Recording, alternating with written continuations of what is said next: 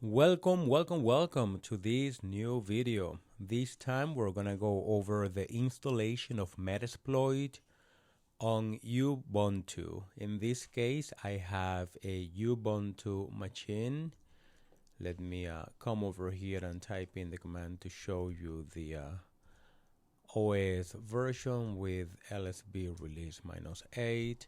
And as you can see, I'm running Ubuntu 22.04.2 LTS. If you want to install Metasploit, you have to make sure that you made at least the minimum requirements when it comes to hardware and software for a successful installation.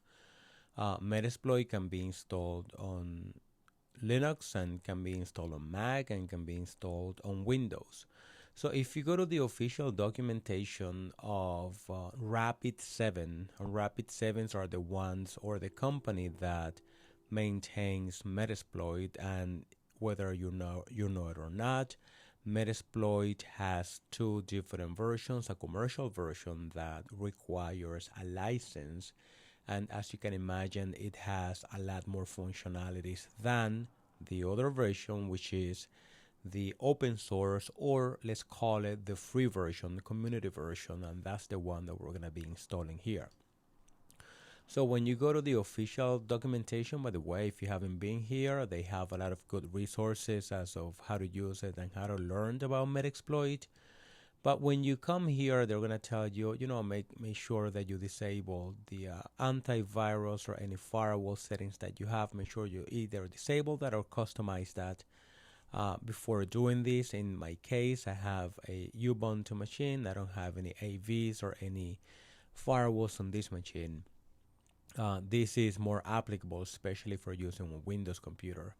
But something that I wanted to show you is that they have a section for the minimum system requirements.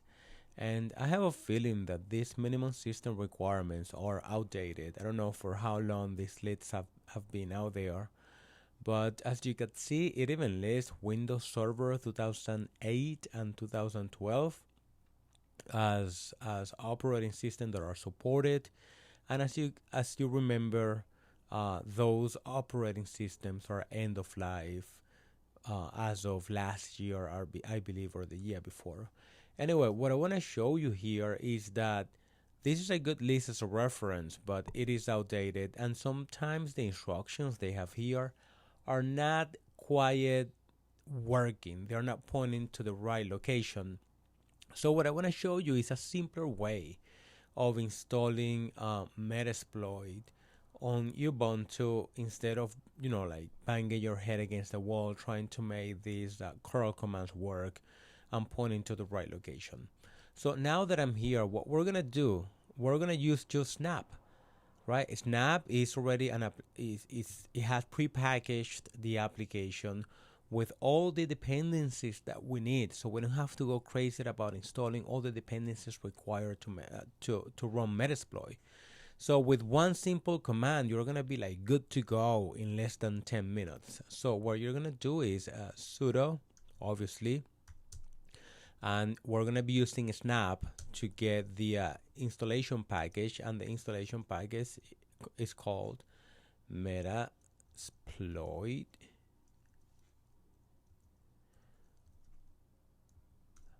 framework. So what, like, this is it right here. So once you do it, you're gonna hit enter, and the system is gonna start doing its magic. So this is gonna take some time. I'm gonna pause the video and then I'll be back once this is done, and we'll continue with the installation.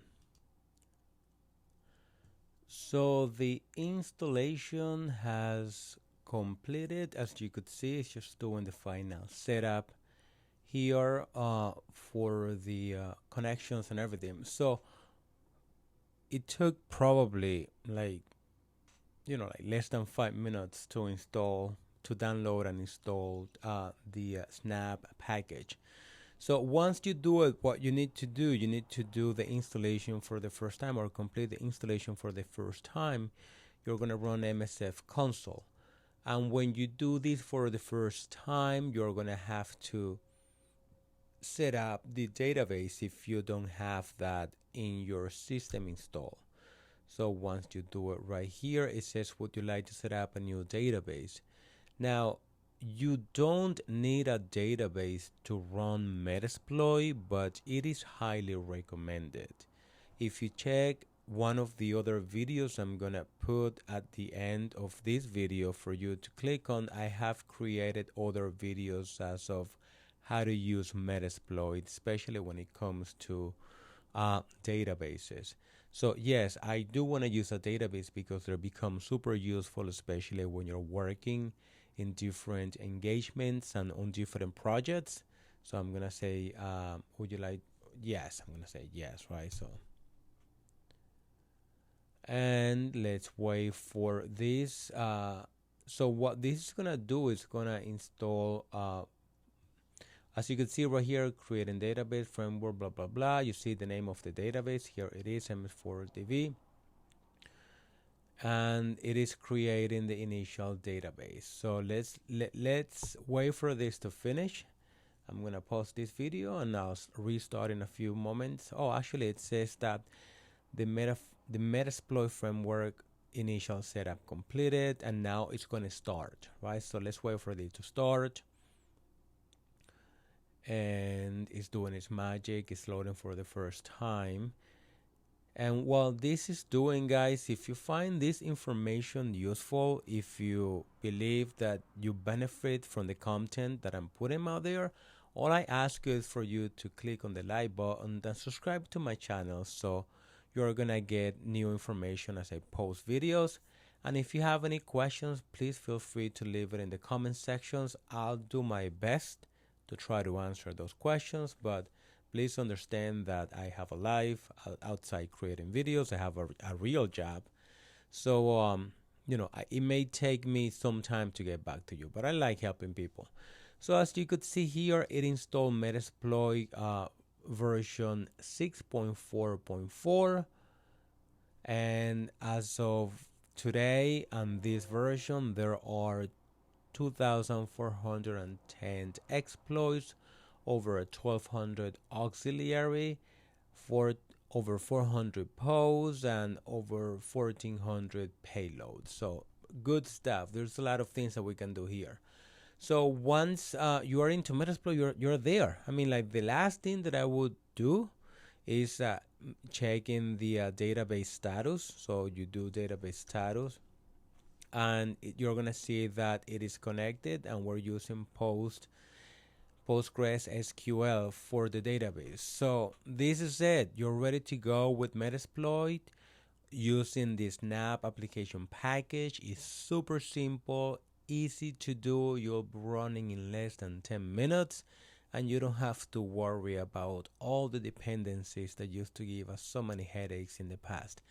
So I hope you like this video. Again, click on the like button, subscribe to my channel if you have something to say, something nice, because that is good karma, and I will talk to you on the next video.